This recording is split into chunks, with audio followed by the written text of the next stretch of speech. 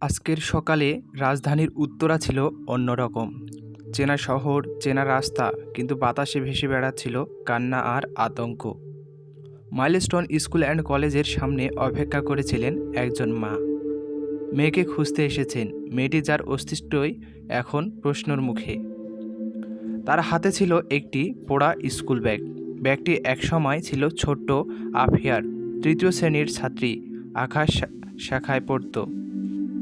নাম তার মরিয়ম উম্মে আফিয়া। সোমবার রাজধানীতে ঘটে যাওয়া যুদ্ধবিমান বিধ্বস্তের ঘটনার পর থেকেই নিখোঁজ আফিয়া। স্কুল কর্তৃপক্ষ জানিয়েছে, পরিচয় নিশ্চিত করতে পারলে স্বজনদের ভেতরে যেতে দেওয়া হচ্ছে। ভেতরে চালু হয়েছে হেল্প ডেস্ক ও কাউন্সেলিং সাপোর্ট।